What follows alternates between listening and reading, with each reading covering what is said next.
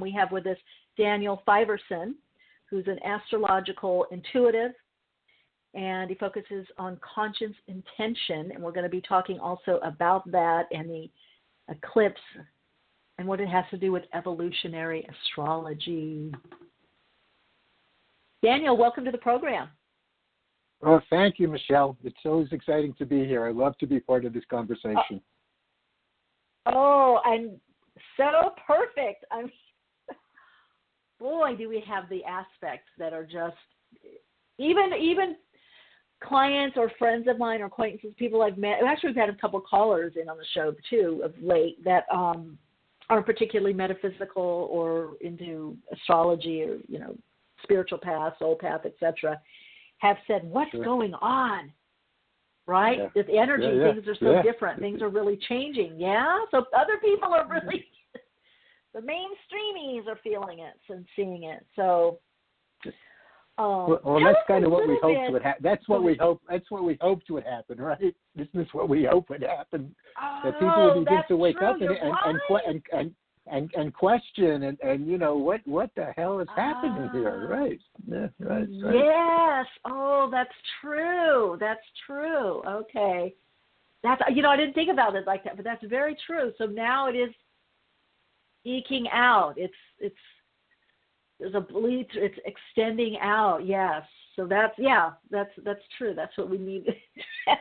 It's funny because we all have prayers and intentions, but we kind of overlay our biases on them or our expectations, and we don't necessarily recognize how it's unfolding. Excuse me. And sometimes the way it unfolds, actually upsets us. I think it's a good exercise. It's surrender and acceptance. It's a good exercise. But this is what we intended. But we put it out there for the universe, and we have to let the universe deliver it to us in its own way. We're not always happy with that. Yeah. It's not always easy. But nobody said it was easy. True, and I love that we put it out, and we have to let the universe deliver it in its own way. Yeah, a lot of times, right, we're kind of focused on the exact dimension and form. It's got to be 5 by 5, and we get a 5 by 6 or 3 by 4. I'm like, no, it's 5 by 5. Right. I don't know. Maybe that's the humanness part, right? Yeah. It's our ego. It's what we think. It's what we think we need. So, right. But it all works out. It all works out in the end. So, should we talk about the eclipses? Yes, but first, would you please explain evolutionary astrology? Is it similar to Western? Just so we have a kind of level the playing field, so people can understand. And also astrological intuitive. I love that because I know a lot of diehard astrologers that say, "Oh, I don't bring intuition in. We can't." It's just all in the chart. It's in the aspects. But you're actually you're marrying those two together. So, if you could just dive into that, and then we can go into the eclipses. Okay, that's great. That's a great start. Thank you. Evolutionary astrology is a modern version of Western astrology, and it brings in a lot of Jungian psychology. It brings in it's a soul-centered approach that looks at our current lifetime, our current situation in terms of our journey from lifetime to lifetime, understanding that what's happening now isn't in isolation. It's not happening all by itself. That there was something that came before, and there was something that we've intended to come after, and we're right in the middle of those two places. And it's hard because we have the past. We are our past. But yet we also have this future that we're intending. And so the trick is, how do we stop repeating the past and start living the future? And I think it's a situation that we all face because the past is so comfortable, even if it doesn't seem to be very, even if it's painful. There's a comfort level in it somehow. It's a known pain, if you know what I mean. So it's an approach of looking at us as souls, as understanding that the concept of eternal return, that life is everlasting and universal, and that we have eternal return, and we keep coming back in order to fulfill a larger multidimensional soul's lifetime, if you would. We're part of something much greater than ourselves. And it's understanding that connection to that source, to what is greater than us, that enables us to really move forward and to escape this golden cage, this golden prison that we were born into. I like that. So it's really more inclusive, it sounds like. It's bringing more aspects into the I would say, astrology reading, right? Yes, yeah. It's really it's not about the what's. You know, most of the people who come for readings are in the later portion of their life. You know, rarely do we get the 17 and 18-year-olds unless their mother has sent them because it's their birthday or something. You know, we get people who are later in life who have a lot of experiences under their belt. And, you know, it would be foolish for me to charge people to tell them about what has happened in their life. It's about the what's. It's about taking the context of their life and applying that to their birth chart, rather than taking a birth chart and overlaying it on them and saying, oh, this is who you are. And I think that's one of the reasons that astrology kind of hits the wall sometimes in the mainstream, because people open an astrology, book, a cookbook, you could say, an astrology cookbook, and they say they have Sun in Cancer, and they'll read about them and say, well, I'm not really so much like that. We're multidimensional, so we can't just overlay. We can't overlay the chart on us. We have to take our life and apply it to the chart, our context, and in that work, we begin to understand the whys of what has happened, not just what has happened. Well, that's fascinating to understand the why. Yeah, I love that. I love the why. I'm all about the thread, following the thread or the breadcrumbs, back. Exactly. Because I feel like right in that trajectory, then you can see also where you're going and why as well. I think it's easier to be guided and believe if you can look back. Mm-hmm. Wonderful. Right, okay, good. Right. What was the second part of the question? Well, then what did you? Yeah, then the intuitive part. Okay. Well, that's how I teach astrology, because I believe that as an astrologer, or as a psychic, or anybody who's practicing any of the mantic arts, any kind of divination, tarot cards, we're basically allowing that medium to open us up to what we're looking for. Yeah. It's contained within us. It's not in the card.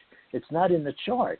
Right. And the way astrology is a symbolic language with only 12 letters, but those 12 letters are multidimensional, and they have light and they have shadow, and the combination of those 12 archetypes, which we all have in our charts, whether we have a planet in that sign or not, weaves a tapestry, and each one of us is totally unique. The baby who was born in the incubator, or next to us in the hospital 2 minutes before or after us, has totally different life path. Even though their charts are the same, and there are reasons why. They had different parents, different culture, different history. Everything is different about them except the chart. So the chart is not going to work in the same way. Mm-hmm. Yeah, and see, I love that. That's, to me, whatever tool somebody is using or vehicle is what makes people be a better reader, whatever it is, whether it's astrology, numerology, whatever, tarot, like you said, is that awareness that that's just the lens or the portal. That's the opening for you to get that energy and the insight. Right. And probably, would you say, weave it in the chart a certain way? Because once it's open, like you said, you could be reading the same chart, but you're going to emphasize, I would imagine, different things depending on what you're receiving intuitively. Is that? Well, let me give you an example. Somebody calls me for a reading, and I gather all their birth data, where they were born, what time, what place, etc. And I also ask them a question. Is there something in particular you would like to look at? Because a birth chart's not just a book. It's actually an encyclopedia. And even in a 90-minute reading, we can't begin to cover it all. So, but the question tells me something else, and I'll come back to that in a minute. Excuse me, let me just take a drink of water. Go ahead. So I look. So I look love at how the you chart. read this. Thank you. When you draw this, I love the way that you work with it. So you're the one who should get the compliment, because you're drawing this out of me. I will cast the chart and look at it, and obviously study it. And as I begin to work through the chart, I have a whole methodology. I don't just say, what could be happening here. I have step by step that I go through it, and we've kind of talked about that. That I start with Pluto. At any rate, I start to work my way through the signatures and themes in the chart to see what emerges. And, so maybe I'll see that somebody has, a lot of 12th house, their sun, their moon's in their 12th house, and then they've got planets in Pisces, and they've got planets, conjunct Neptune or squaring Neptune. So I know right away that there's a Neptune-Pisces theme threaded through this person's chart. I don't know, though, if this person is a poet or a visionary or a mystic, or they're an alcoholic, because it could be either one, okay? All right, I don't know if they're a man or a woman. I don't know what color their skin is. I don't know what their religion is. I don't know if they were born in Iowa or L.A. I know nothing else about them. Okay, well, I do know where they were born, but I don't know where they were raised, what their influence was. The key part to all this is that, and you are, I don't have to tell you this is something I know that you know, is that all of us are in different stages of consciousness. Some of us are very much wrapped up in consensus. Some of us are expressing our creativity and individuating. And some of us are, just wishing we could return to source and, get off the planet already. And I guess that's an extreme way to put it. But we want to, there's some of us who want to reconnect with that spiritual energy, that our life is spiritual. It's not just about how much money we can amass and how many vacations we can brag about, et cetera. So that question that somebody's asking me, one person will say, well, when am I going to, meet my true love? Or when am I going to get the job that, I'm going to be financially successful? Or when am I going to, maybe meet my guru? Or when am I going to find my spiritual teacher? How that question, the context of that question begins to give me a glimmer into where they are along that spectrum from consensus to spiritualized.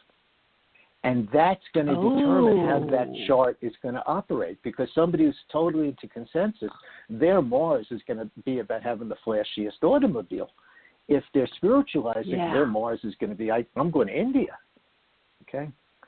So this is kind of, how it works. This is the playground, if you would, that we get into together. And working with the client, I work to elicit from them their context and what they're feeling, and there's almost a therapeutic nature to it, to see what it is that they need to know or what they need to talk about, or really what's going on, to get them to anecdotally tell me about their life, and then I can begin to correlate that to the chart, and then we can really get into it. The magic begins when the client begins to speak. Wow, and you weave it.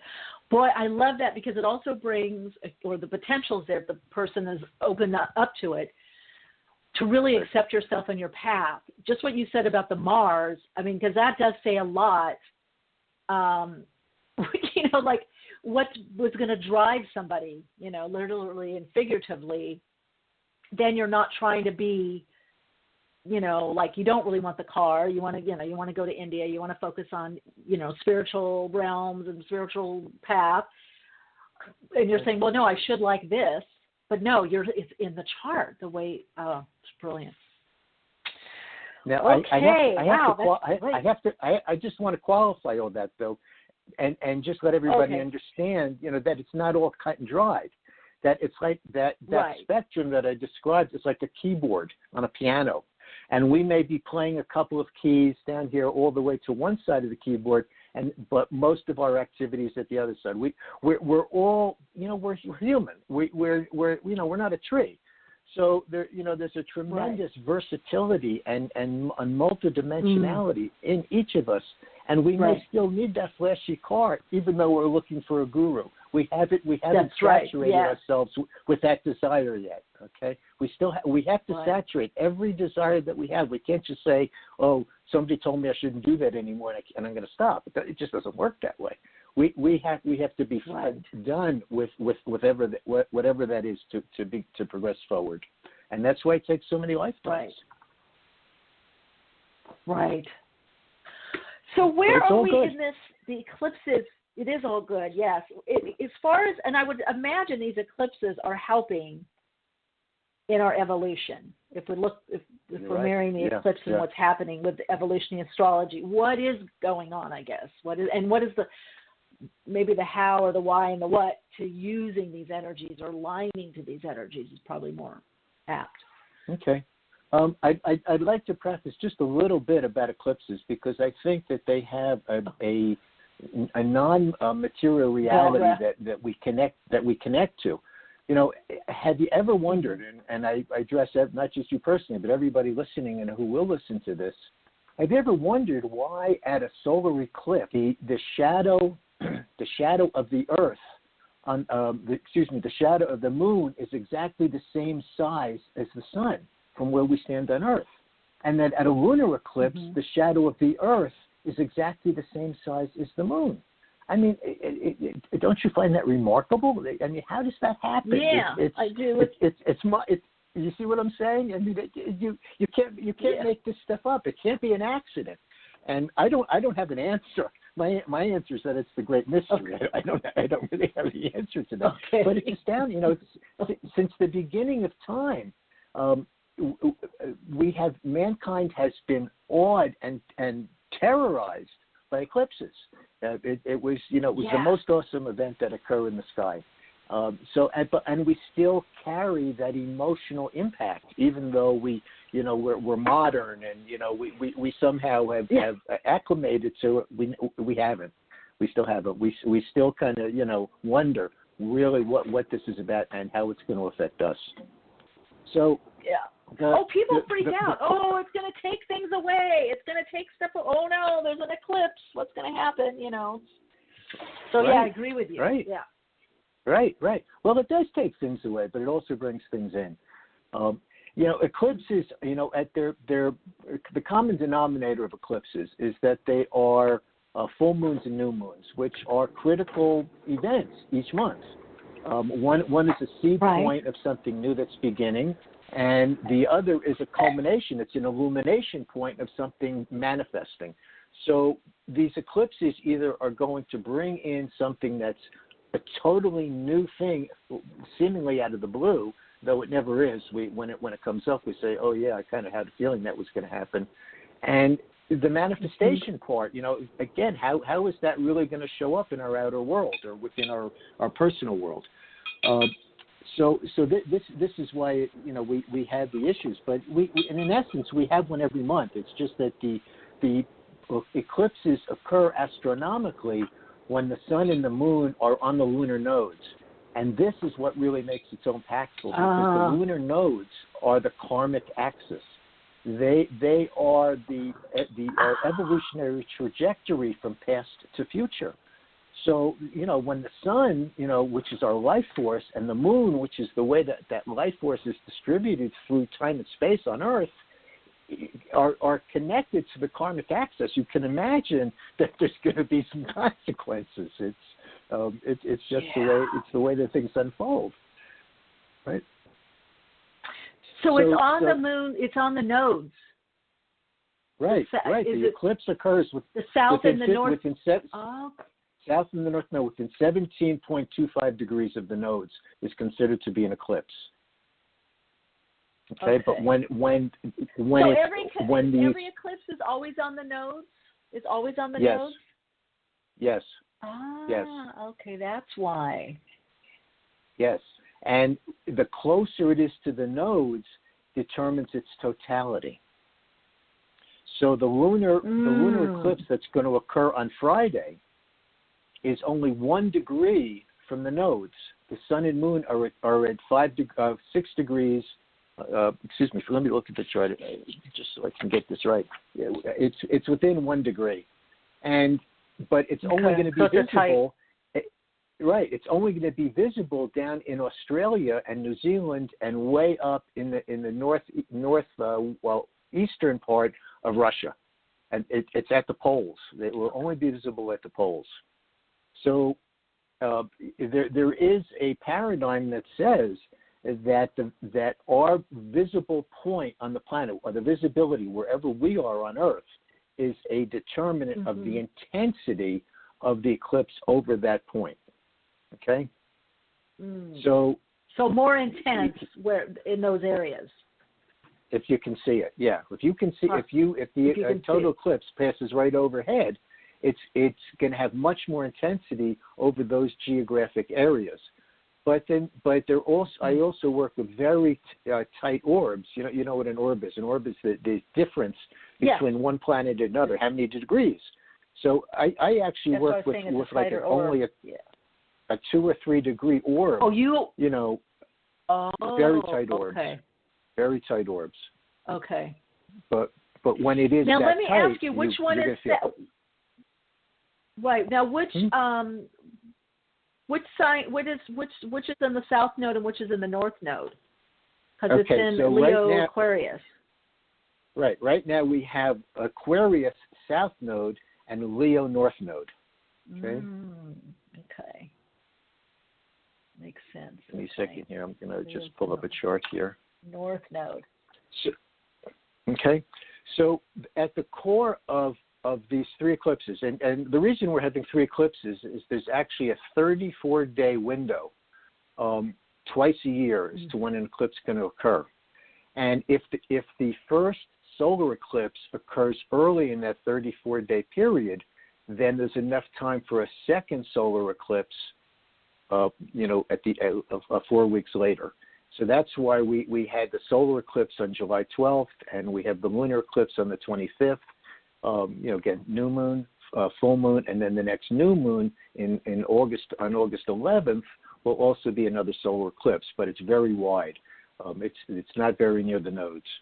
So some astrologers don't really pay much attention to that last solar eclipse, because the real cycle is the new moon, full moon cycle, just like we have each month. So it's the first solar and then the lunar. This eclipse coming up on Fridays is quite intense. It's the longest, has the longest duration of totality this century. It's close to 4 hours of totality.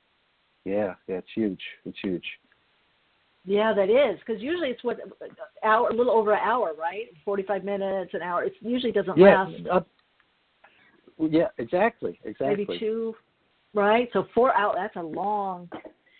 And of course, the symbol, and this one, it seems as to bring something with the lunar. I always find the lunar eclipse is more intense anyway than the solar. The lunar seems, although this solar one was did do some little cha-cha-chas,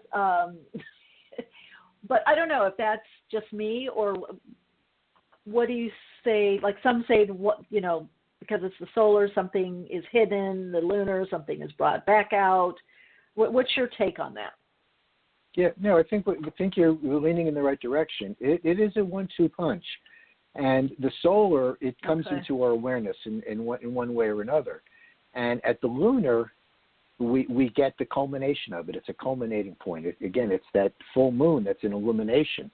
And that illumination is right. Yeah, it's sun opposite moon.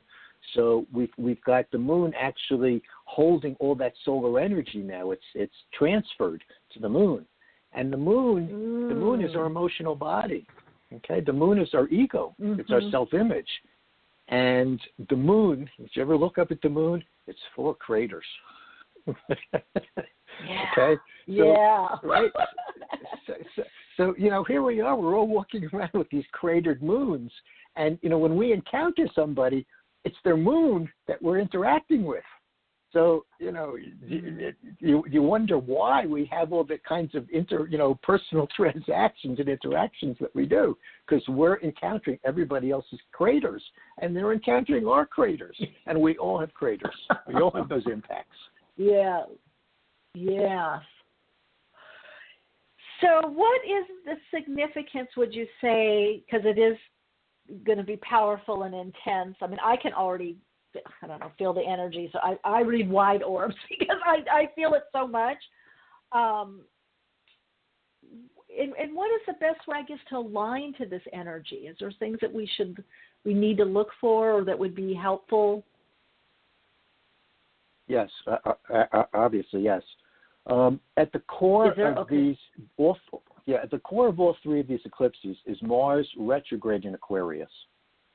And the best example of Mars retrograde in Aquarius I can give you is he whose name I will not mention, and what he has done over the past couple of weeks. Aquarian retrograde energy is very often slows things down. Mars in Aquarius in retrograde, things are heating up. It's creating a lot of friction. It's a lot of friction. And the lunar eclipse on Friday, Mars is conjunct the moon. The south node is at 5:53, the moon is at 4:44, and Mars is at 3:58. So they're all within 2 degrees of each other. That's called a stellium, and it's a very tight stellium, a very tight conjunction of those three bodies. So Mars is just kind of running the show. And what really intensifies it is Mars is in Aquarius, which is said to be ruled by Uranus. And Uranus and Aquarius happen to be the south node. And Uranus is the ruler of the south node. Okay, and Uranus is squaring the nodes, which is another whole dynamic. I mean, it's really, really thick, Michele. It is just so thick and dense. No, I can feel, Well, it seems like it's going to bring stuff right up to the attention, right? I mean, really up to the surface. But with that Mars, there's got to be some, I would say, some action or payoff or result or something tangible, right? Well, the way that the evolutionary astrology perspective on Mars is Mars holds our deepest is actually the outlet for our deepest subconscious desires. Pluto holds those desires, on a karmic level of what we really need to do to move forward and what we really need to do to grow, on a soul level, spiritually. But it's hidden. It's chthonic. It's underworld, underground. Most of us are really not aware of what our Plutos are doing. We feel it, but we don't know where it's coming from. Mars is its man in Havana, if you would. Mars is Pluto is the higher. Pluto's the higher octave of Mars. There's a correlation there.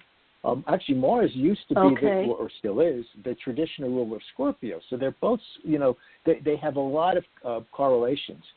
Pluto says jump, Mars says how high. Okay, so Mars is how we express those deep subconscious needs. We're not aware where it's coming from. And what happens is that it becomes our choices. It's the choices that we make. So what happens with Mars retrograde is the choices that we have made in the past come back, in some cases, to haunt us. We have to look at the choices that we've made and what we've pursued, what we've gone after, and with a recognition that we were chasing a rainbow or that it was a dead end or et cetera, that we were just going in the wrong direction. And this is what's happening as the politics in our country go through these horrible convulsions. People are looking back at the choices they made last November. Who did I vote for? Who did I not vote for at all? These are the things. Okay, it's a revisit, and it's not pleasant, and it's our own karma coming back. Our immediate karma. It's not what we did 2 lifetimes ago. It's what we did 6 months ago. So these are the kinds of things that we're facing.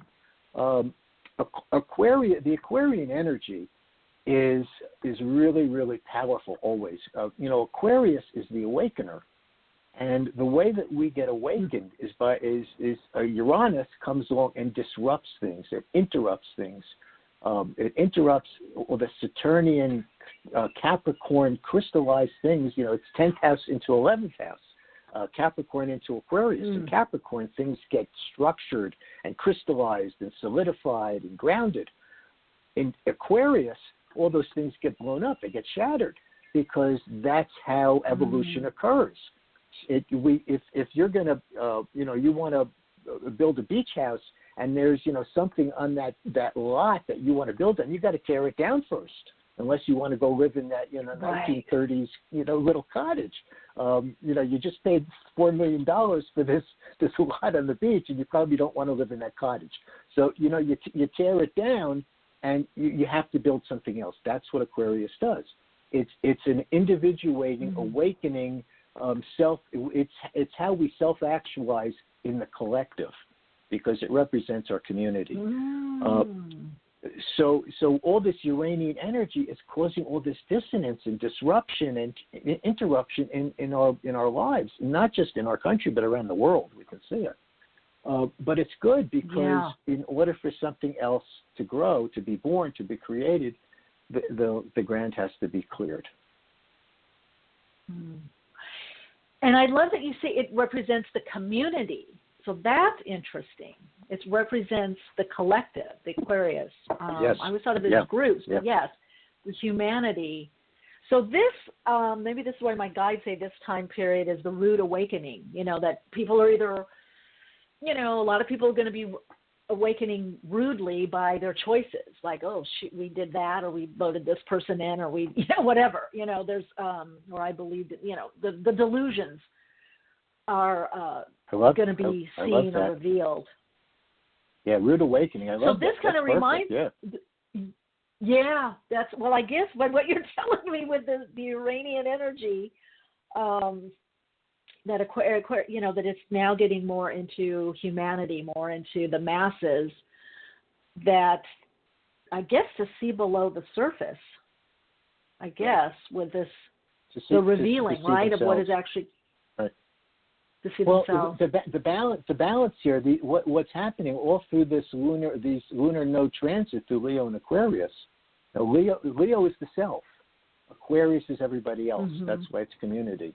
Another good example is kind of like day and night. During the day, we have one star in the sky. That's sun. That's Leo. At night, the sky is filled with stars. That's Aquarius. Multiplicity.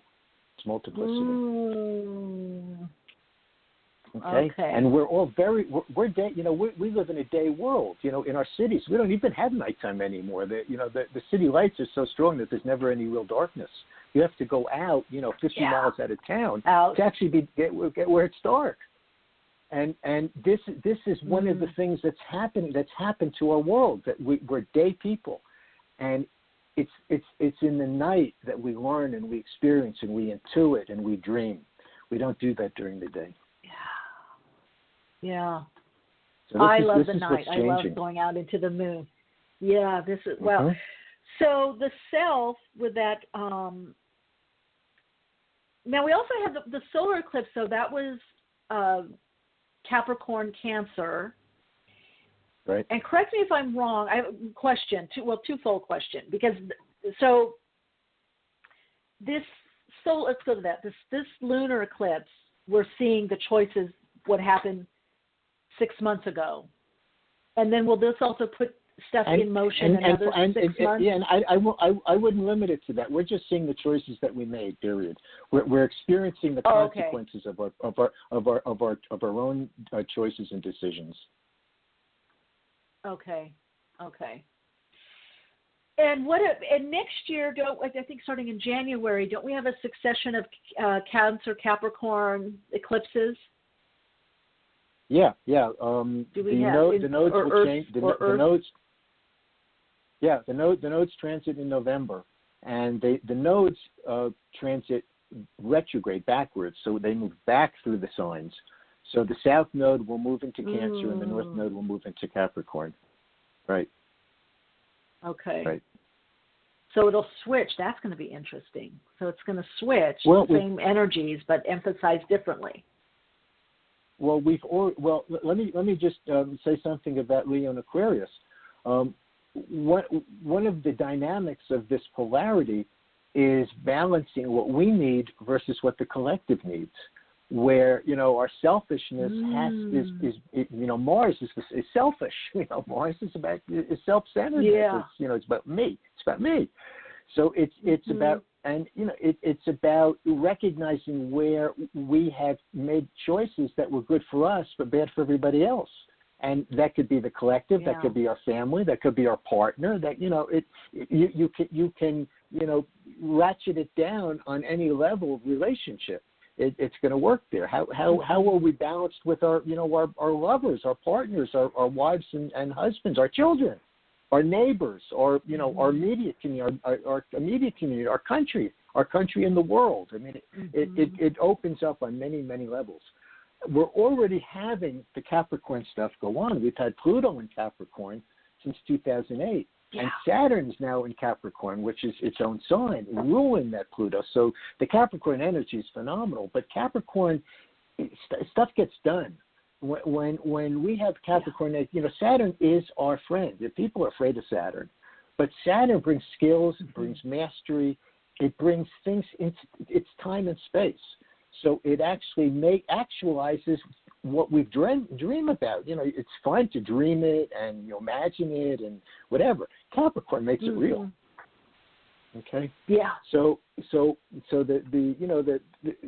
next couple of years coming up after this one again have that phenomenal potential for tremendous change in terms of the structure of everything, of our world. But how it will change, again, is we don't know, because I personally don't hold to astrology well served as a predictive science, because the future is simply the result of the choice that we make today, and we are making collective choices, and what we're going to see, right?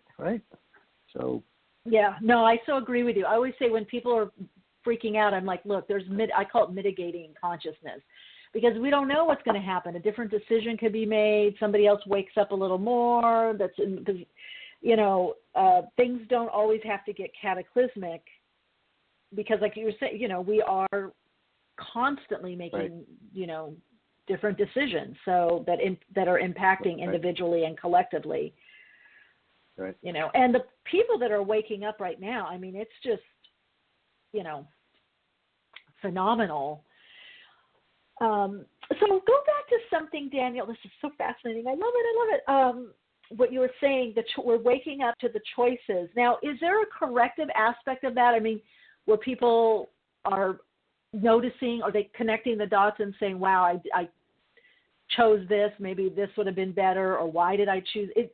Does, along with this, does some introspection come in, some contemplation come in? Yes, that's a great question, and it is happening. And the best example I can give you is the way that the religious right, totally fled from Trump when he started to separate families at the border.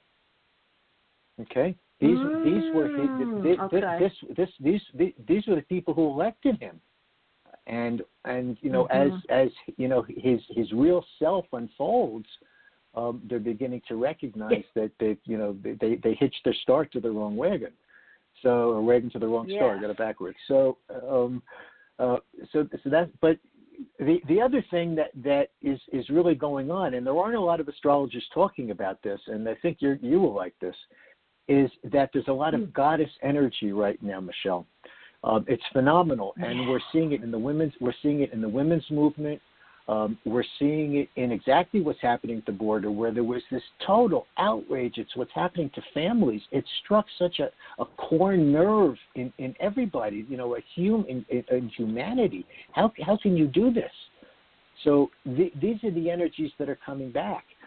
Uranus is conjunct the asteroid Juno, and Juno was Hera, Zeus and Hera. She was a goddess in her. They were married. They're actually brother and sister, but they were allowed to be married, and they actually held equal power. But hers was denied, and he constantly was denigrating and diminishing her. Yet she stayed with him. There was fidelity. So one of the things that Juno represents is agreements and contracts. And Uranus, remember, is the interrupter disruptor. So contracts and agreements right now are getting interrupted and disrupted. Look what he did in Helsinki. He renegotiated, and NATO, he's renegotiating all of our contracts with our allies and our non-allies, okay, unilaterally. And on an individual level, I think if we took a poll, we would find that a lot of marriages and love relationships, friendships, businesses, employer, employee, any kind of agreement contract is somehow in flux. There's a fluidity to it. There's a renegotiation, or it's changed. There's reaction. The Uranus could cause an immediate breakup. That's it. We're done. But it also can be a reinvention. So again, that's the light and the shadow. Is it going to shadow us, and we can't pick up the pieces, or do we pick up the pieces we still want to hold on to and reinvent ourselves? The other thing that's been happening is that Venus reinventing. Uranus is reinvention. Clearly, that's what it is. It's our Uranus. It correlates to those inspirations, ideas. It's the higher mind, things that come to us of their own volition. Okay, it's not quite like intuition. It's very crown chakra, if you would. It's inspiration, really. It's the higher mind. We don't know where that came from. But you could say it's intuition, but intuition's really Jupiter. It's really Jupiter. The other thing that's going on is that Venus has been traveling through the sky with Ceres. Ceres was Demeter. Demeter lost her daughter, who was her whole life, was taken away from her. It's all about the parent-child bond and the loss, very often the loss of a child, or the abduction of a child, or the rape of a child. All these things. When Ceres in a chart, it could be the one who was abducted, it could be the mother who lost the child, or it could be the rapist himself. It's an interesting phenomenon to see how it's going to work. And we see all of these things going on. We know who the rapist is, and we see who the children are who are being torn from their parents. It's just so real. It's just so obvious that it's amazing to see such a brilliant correlation to it. And also the Vesta. Vesta is was Hestia to the Greeks, and Hestia, which is her name, is the same word in Greek for hearth. Vestia, of all the god or goddesses, had no temples to her. Her temple was the hearth in everybody's home. It was kind of like the word religion to the Hopis. They don't have a word for religion. They don't need it. It's just so inherent in their culture. The hearth is inherent as the center of the home and the community. And so the light and the shadow of Vesta is home, is seeking a home or losing your home. And again, we see these mass migrations. We see what's happening at the border. These are all the things that are swirling around. But also, to a great degree, politically, we're trying to find our center again. We're trying to find that home that we had. Because I know many of us, and I include myself in that group, we're wide at sea. This is just crazy. I feel like Odysseus. We have drifted off into the Aegean somewhere, and where the hell is, how do I get back home? So, this all right. True. And Pallas Athena is the other one. Pallas Athena is conjunct the North Node. The North Node is an amazing point in our chart. It's a magical moving sidewalk. It's kind of it's that thing at the airport. We take one step on it with all our luggage, and I'm sorry. Yeah, set your GPS to the north. Set your GPS to the North Node. Yes. Daniel, exactly. we are winding out over time. Got to have you back. Okay. I love what you're saying. Everybody in the chat is humming. We even have questions. Yeah, intuitive astrology, love it. Okay, so this has been great. I love what you're saying, the contemplation, the inquiry, people revisiting their choices. And I guess this one can be bringing in, this lunar, some things maybe that you've made choices or unfinished business? Is that one way to look at it, just to wrap up? What would you? Yep. I would say trust your intuition, listen to your heart, participate in community, get out in nature, what you were saying before I came on. Find that place where there's lots of negative ions and just immerse yourself in it and feel that spiritual energy. Just saturate yourself with nature because it's healing. It's very, very healing. Get out of town, go find some place really dark, and trust your intuition and listen to your heart because it'll never steer you wrong. Beautiful. All right, Daniel, people can get in touch with you at 4evolutionaryastrology.com, right? The number 4, evolutionaryastrology.com. Yes. Great. Come back sooner than later. I'll talk to Sadie and we dive back in. Part 2. This is fascinating. I mean, what you're weaving together and what you've shared with us is just so fascinating and helpful. Thank you. You call me, I'll be here. Okay, cool. Thank you, all right, Michele. Daniel. Take good care. Okay. Peace. Bye. Bye. Peace. Oh, we get good guests. All right, that was Daniel Fiverson. Lots of really good information and insights. And look, last November, and, look what's coming in now. I really like that, revisiting our choices and that reinvention. Love it, love it, love it. You can find out more information about Daniel Fiverson and his work as an astrological intuitive at 4evolutionaryastrology.com. That's the number 4evolutionaryastrology.com. Hey, find me on Facebook. Let's connect. Facebook, Twitter, Instagram. Be a part of the Awakenings community. And if you have any guest suggestions, topic suggestions, or if you'd like to find more information about high vibes, as well as the Liberate Your Life, releasing that core wounding and core belief once and for all, as well as the modern mysticism, you can email me at awakeningspodcast@gmail.com. Oh my God, you guys, this was so great. So great to be with all of you every Wednesday at 12 p.m. Pacific time. All right, until next time, continue to shine your light, share your insight, and of course, keep awake.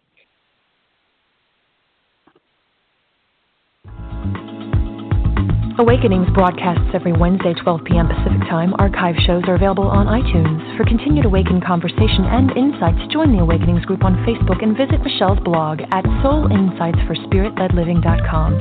That's Soul Insights, the number 4, spiritledliving.com. Keep awake.